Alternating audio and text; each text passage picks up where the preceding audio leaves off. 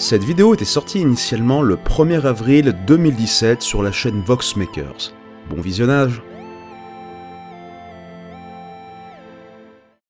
Bonjour à toutes et à tous, ici Laruc Moderne. On me demande très souvent quel est mon manga ou mon animé préféré, ce qui est tout à fait normal car il s'avère que je suis l'incarnation de l'objectivité sur Terre et que tout ce qui sort de ma bouche est parole d'évangile. Par exemple, quand je dis dans une vidéo précédente que My Hero Academia c'est comme Naruto mais en mieux, eh bien il n'y a pas à discuter.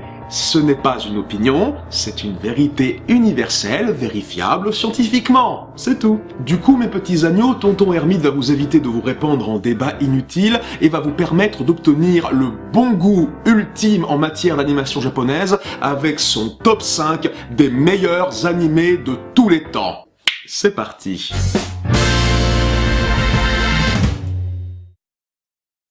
En numéro 5, vous vous doutez déjà de mon choix, on parle du fameux, de l'indétrônable Sword Art Online. Bien que datant seulement de 2012, Sword Art Online s'impose déjà comme un classique moderne, chamboulant à jamais les codes de l'industrie de l'animation japonaise. S'adressant à une nouvelle génération de fans d'anime qui a découvert cette forme d'art noble grâce à Internet, Sword Art Online captive ses spectateurs en mélangeant le sentiment de puissance et d'émerveillement procuré par les jeux de rôle en ligne avec l'urgence et la cruauté d'un jeu de la mort son Battle Royale. Son protagoniste, Kirito, est un personnage profondément humain, pétri d'imperfections, le rendant tellement attachant. Tout un chacun s'identifie à ce personnage en constante évolution et se prend à rêver de la romance qu'il vit avec la sémillante Asuna, catapultant cette œuvre dans le panthéon des plus belles histoires d'amour comme Autant n'emporte le vent, Casablanca ou L'Empire des Sens, que je conseille au passage à toute la famille. On est devant un succès immédiat, tout autant au niveau commercial qu'au niveau artistique, comme en témoigne ce journaliste de l'estimé site d'info Kotaku,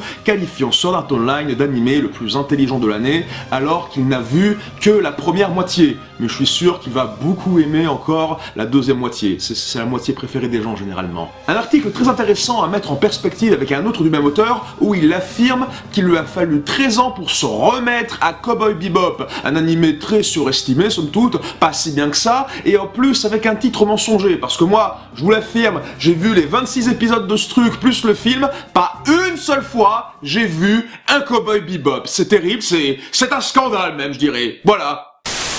En numéro 4, nous avons Code Lyoko. Créé par le dessinateur japonais Tomosuke Romanichi et par l'ingénieur Gustave Eiffel, Code Lyoko est un phénomène international qui prouve que l'alliance entre l'archipel et l'hexagone donne à de belles pépites d'animation. Se passant dans un futur proche et dystopique où 90% des enfants sont atteints de calvitie précoce, 4 jeunes héros au torse bombant et au front nu doivent faire face à des virus informatiques à la fois dans le monde réel et numérique pour empêcher la chute définitive de leurs cheveux. Ce postulat original permet d'alterner avec ingéniosité entre graphisme 2D et 3D. D'ailleurs, le département 3D a fait d'énormes progrès pour la saison 4, Code Lyoko Evolution, où les personnages ressemblent presque à des êtres humains. Je dis presque humains, car certes, le regard parfois vide et les mouvements rigides trahissent le côté artificiel du procédé, mais Code Lyoko reste avant tout une série qui repousse les limites de ce qui se fait à la télévision. D'ailleurs, les créateurs de Code Lyoko ont continué d'explorer le thème de l'handicap physique dans un monde féerique avec Oban Star Racer, une merveilleuse série qui parle de l'histoire d'une jeune fille devant faire des courses intergalactiques dans l'espoir d'un jour gagner un nez. Très poignant.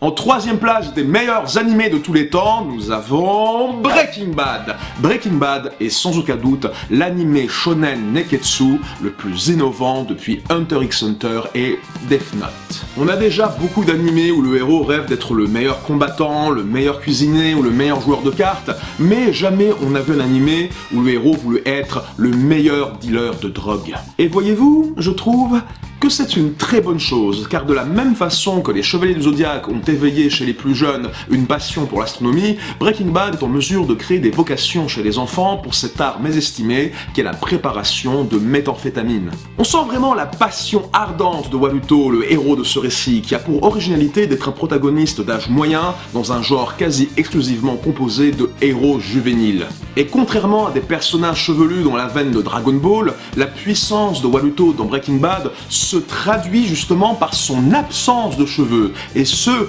1 an avant Saitama de One Punch Man.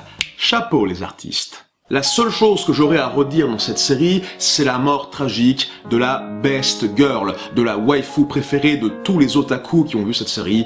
Je parle bien sûr de Mike. Tu es trop pur et mauvais pour vivre dans ce monde cruel. En deuxième position, nous avons, évidemment, Cory in the House.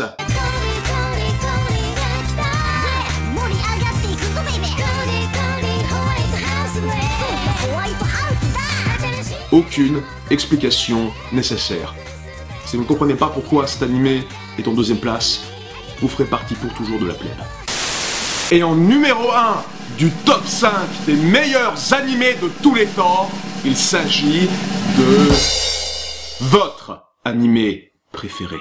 Voyez-vous, sur internet, on aime beaucoup faire des tops et des listes afin de mieux répertorier les faits et mettre en avant les œuvres estimées par le public. Mais en fin de compte, qu'importe l'opinion majoritaire, on a tous, au fond de notre cœur, un animé parfait qui sait jouer avec notre corde sensible avec le même doigté, la même habileté qu'un génie de la guitare. On aura beau dire que les Akira, les Evangelion et les Ghibli sont ce qui se fait de mieux en termes d'animation japonaise, notre propre culture en termes d'animé referme des trésors parfois mésestimés mais pouvant cacher de belles surprises, capables de nous mettre en osmose avec nos semblables dans une seule et même expérience fédératrice, celle d'une histoire se levant avec le soleil pour se coucher sur le reste du monde.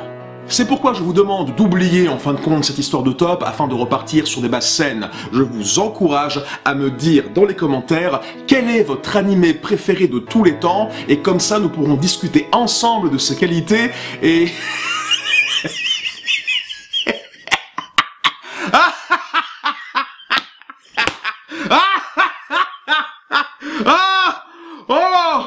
Oh, excusez-moi, non, là, je déconne à fond, là, depuis le début, je raconte de la merde, mais... Ouf, non, en fait, bon, vous avez des goûts de chiottes, je plaisantais, le meilleur animé de tous les temps, c'est les contes de Terre-Mère, voilà, si t'es pas content, va te faire foutre, salut!